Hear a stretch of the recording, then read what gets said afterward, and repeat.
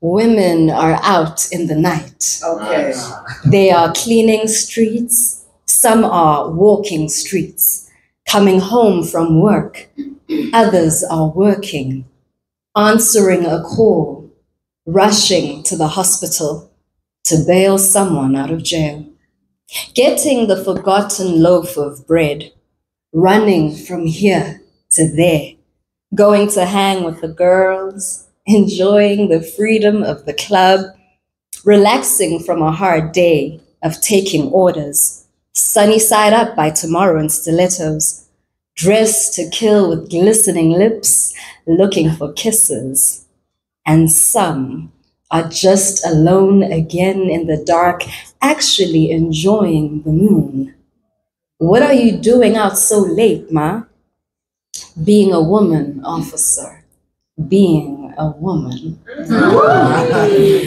And that is from Maisha Jenkins, who has loved and left us and has graced the stage with so much support and sisterliness and love. And, you know, some of the people who have graced the stage have left us.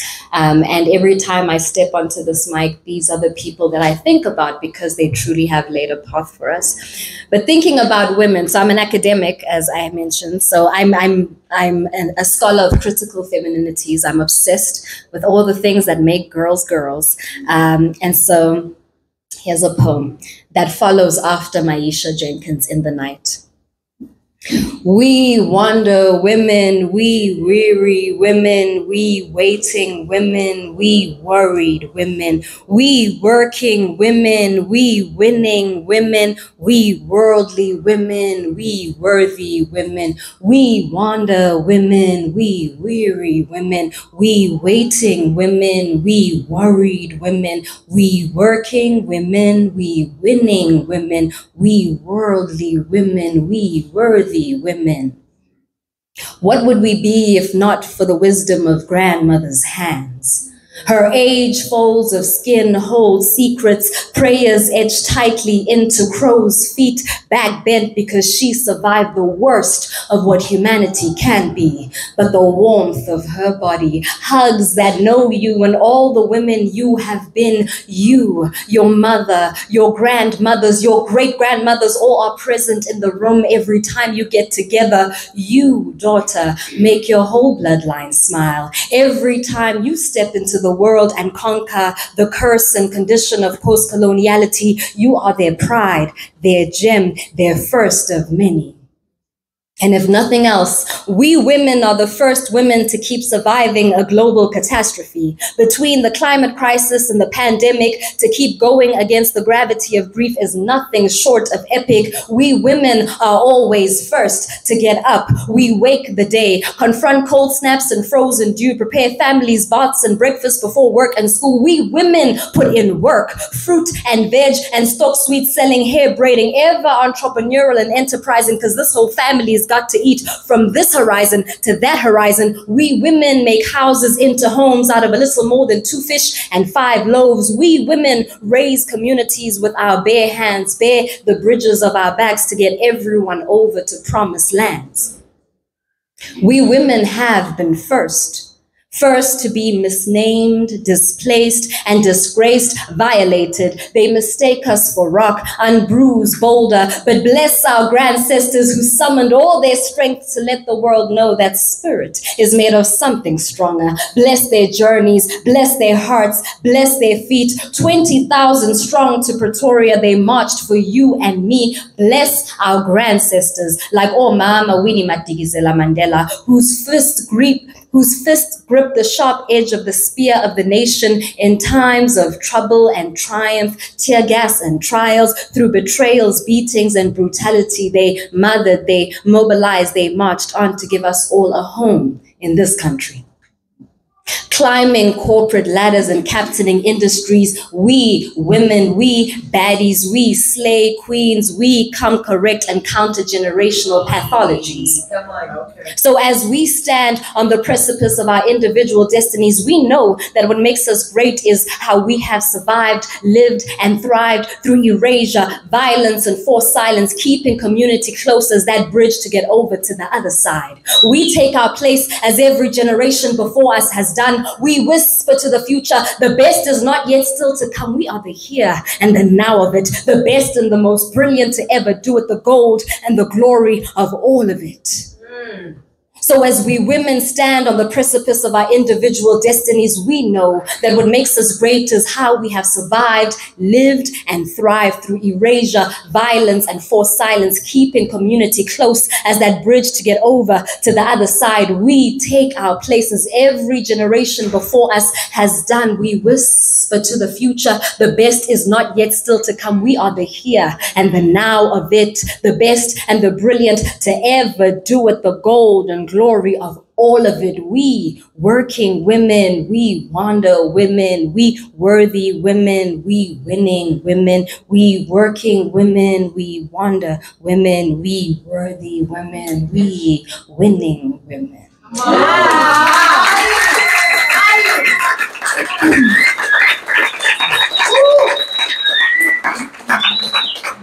Okay, so for this one, I asked for a tad bit of imagination. I usually do this one with a blackboard or projector or something, and I wasn't going to do it today, so I didn't prepare that, but we're going to all just imagine together, please, okay?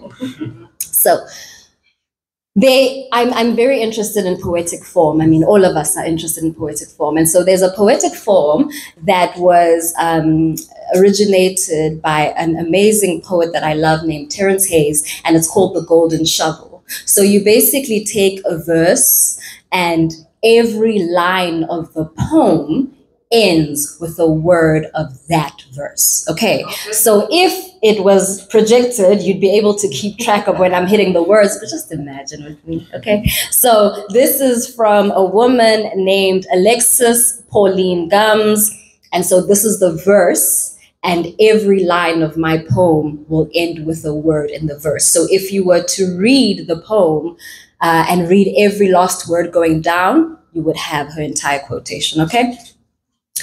And it is, but every time, every day, every second, every minute, midnight, morning, I am a Black woman, reborn in myself, dangerous in my love, alive in my multitude.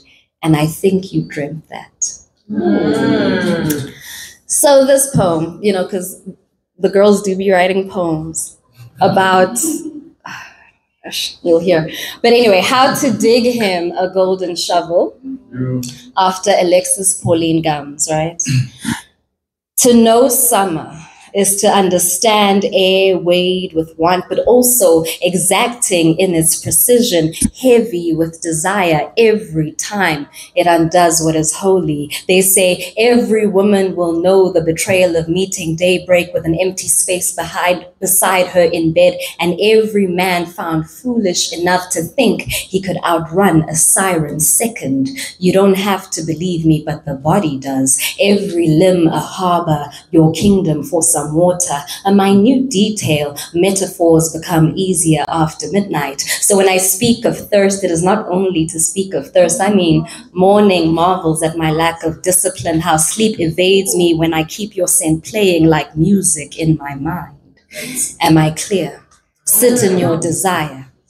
Sit in your desire. Trace your tongue across this expanse of skin, a lingering breath on the neck, testament that water can be summoned under a blue-black sky. I stood in my grief, clawing deep into my marrow to excavate the woman I become when you happen upon me with your gaze. Reborn, a siren song, willing the sweetness of its hum to invite a man to beg after it scorches his throat with longing. I ask myself, is it fair in a heat so hellish to see rains quench earth but stay dangerous and deliberate in the making of this slow knowing? Call it intimacy, what we build in between what is right.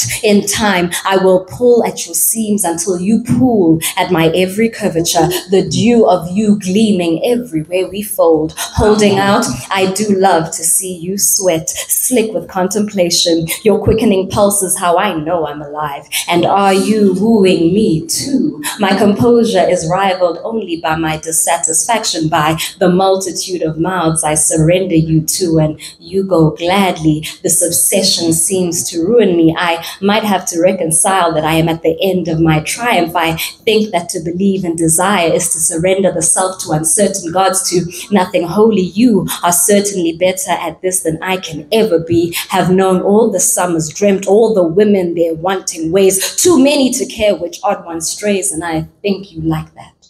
Yes.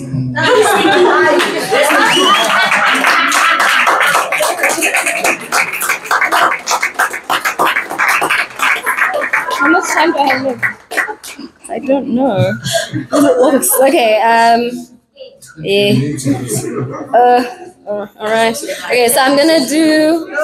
How much time do I have? Like generally, keep going. Okay, fine. Okay. Yeah, sorry. Please mind me having a technological issue that is about to resolve soon. There we go. Okay. So, right. Continuing on this theme of poems about love and stuff. So, there's a poem that I wrote called Two. And it's inspired by a line from Jericho Brown, who is my favorite poet. And Jericho Brown's line is, a smile that would shine like the last line of cocaine. And that is from his poem called Obituary. And so this is the poem, because guys, someone has to write these poems. And it's me. Okay. Like a what? Okay. No, but yeah, someone has to do it. Okay. 1. If you can't be the wife, be the weakness instead. Let's go! Okay. Right. Okay. If you can't be the wife, be the weakness instead.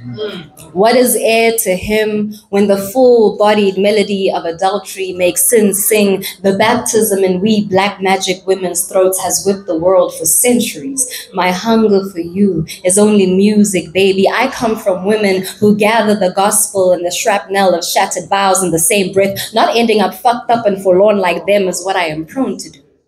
Women like me shoulder the shadow and the schadenfreude. I want to hurt you almost as much as I want to have you. I Nina the night with an incantatory blues, and I don't care if you don't want me.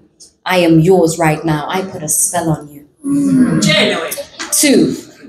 Your body covers mine like nighttime. I realize that I prefer my men brown-bodied, borrowed, and tired, well wrung by the strains of Joburg, and damn it, these music men. They like to have a vice, so he calls me cocaine. I be blowing a good thing, maybe a sousaphone, the way limbs curl about him, demand all the life in his exhale, thighs open and hoping between them all the goodness that summer promises, the sweltering heat of wet lips beckon the calling of moist velvet to drown his thirsting.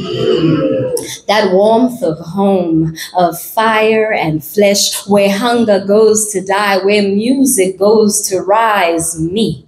Moaning and screaming an orchestra anew. My orgasm is the rupture of daybreak on his mouth, a horizon begging, holds me on his tongue like a high note, like the word fuck. My clitoris is the small fruit that begat the world for him. I am delicious each time, but being the secret beneath a music man's tongue will leave you ravenous. You realize that you do not compel him to language. You realize that we all tend to hum while doing something insignificant. 3. And didn't I blow your mind this time?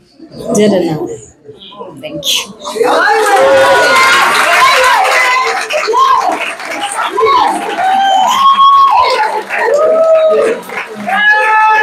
And can I just say something?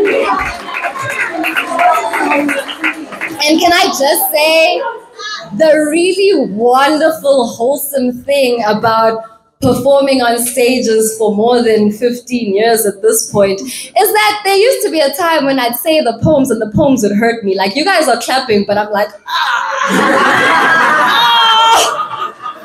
But now I'm grown. And like, I'm grown, and these are just the stories we tell along the way. Amen. Okay, so the last one, and this is like my favorite poem for scallywags. It's called A Lesson in Poetry, Women, and Jasmine. So, okay. The night I laid eyes on you. The night I laid eyes on you is the night I laid eyes on jazz. Him, a redeeming sound, stood proud like Sapphire Town at high noon. Your presence spoke in tongues to my skin as if Coltrane had chanted, Allah Supreme, Allah Supreme. For a vision such as you, a man of music moving. You, my favorite Miles Davis ballad soothing, how piquant heaviness of Gucci teased me closer to conversation, how inside wanted out. I only pretended to be interested in your words so that I could breathe you in and land on your mouth. And I did, until I knew night soaked in kisses and drenched in jazz by first name. And steadily they do rise in love, these poetry women and their jazz men. Lover, your body became a bebop of endless summer. Your tongue would travel down the burning brown brass instrument of my body. Fingertips felt me, strong grip held me. Kisses overflowed like water, filled me. Before this, I had spent an entire lifetime being thirsty. Loved me up till I felt melodies and constellations burst in my belly. Proved that heaven does not only exist in theory. This is how we loved, and I prayed at the temple of your body. But someone should have warned me. Someone should caution these poetry women against these jazz men, how all we ever do is welcome them in. We find the late nights, whiskey breath, and great sex too enticing. Tell me, how will you ever know which song to sing when the man you love becomes the needle in the metronome, a piercing refusal that keeps its own time? He's a pendulum. An absence that controls you like clockwork, uncertain. You will wonder which prettier, more ladylike version of you has now laid claim to him. He will whisper lullabies to your sensibilities, while every memory you thought he'd left for dead will resurrect as red, lacy underwear and love letters. Their ghosts will populate your bed. But what do you expect a jazz man to do?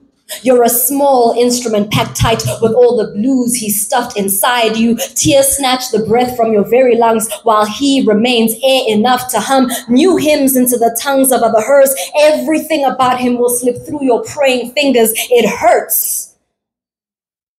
After they play you, they will pack up every note, rip the chords of your love clean, and then leave you for the very next interlude. It hurts when you are no longer shiny, brazen, and new. It hurts when you are unwanted for being broken by the very man who destroyed you. That is the truth, poetry women, about these jazz men.